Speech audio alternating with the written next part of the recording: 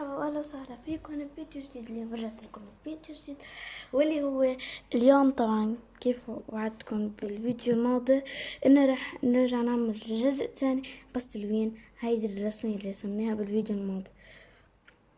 فبس خلينا نبلش. بس بدي اقولكم انا كتير بعتذر منكم انه انا تأخرت عليكم شي اسبوع او اسبوعين، وانا كنت على اساس اني انزل يوميا فيديو لإلكم.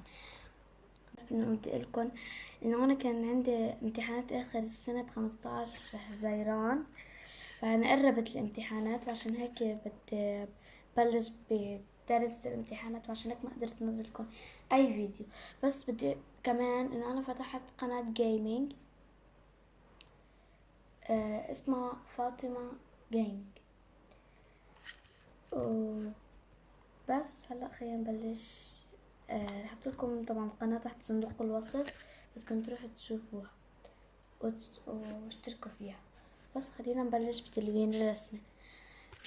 انا جبت طبعا انواع، يعني جبت من هيدا النوع اللي هو الشمعي اللي بتغرب يتكسر. شوفوا كيف قد مكسرين صغار، شوفوا مثل هيدا مع هيدا مكسر. جبت كمان لام مي من قلم مي مثل هيك كربته. يلا خلينا هلا نبلش تلوين. فاول شي رح لون هيدا الشجرة، هيدي رح لونها لون بني. خلينا نبلش نلونها. جبت هيدا اللون بسطتي شوي. خلينا نبلش تلوين.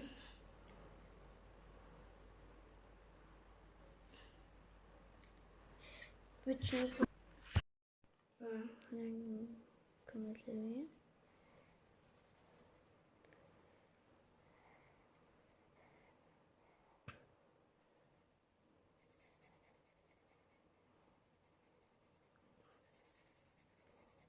بس انا اكتر شي ما عجبني بالرسم الشجرة، حسيتها ما كتير ظابطة.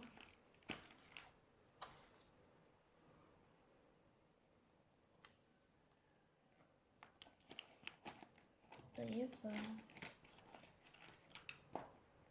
بدي لون هيدا لون احمر. نجيب اللون الاحمر. طبعا انتوا عم بتشوفوا انه انا عم بلون يعني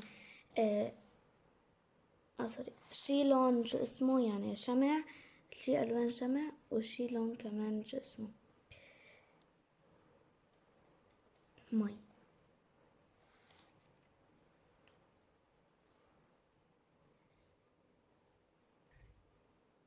حاليا شوفوا كيف انا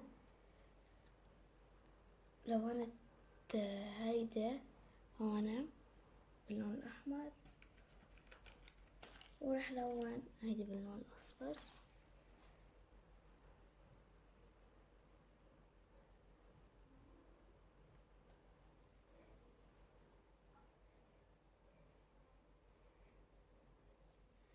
طيب رح لون الباب لون ازرق انه حوالين الباب يعني.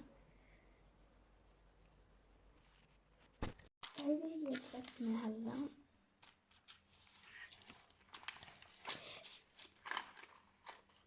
رح نكملها باللون الازرق للبيت. طبعا انا لونت الشمس زيادة بعيد عن الفيديو، لونت شوية من الازرق كنت عم زبط. فالباب رح لونه بني، وهيدا رح لونه لون ازرق.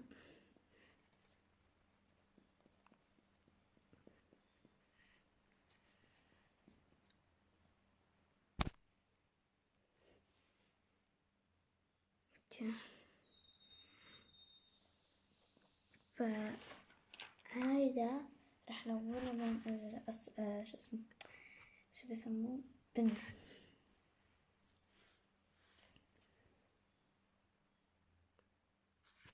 هوني هلا رح لون لون اخضر. بفكر لون اخضر غامق كرمال يختلف عن لون الشجرة.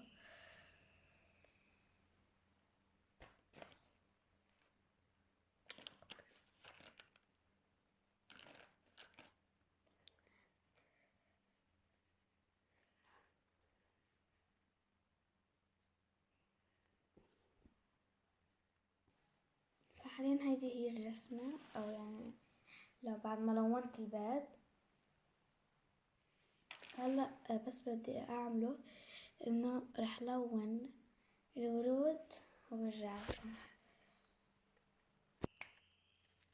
حاليا هيدي هي الرسمة، هذه هي الرسمة. يعني احنا نعتبر لوناها كلها الا الغيوم، بس بدنا نعلمهم شوية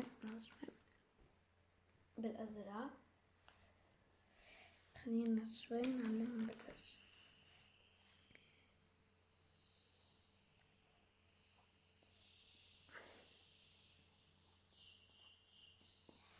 هي كانت.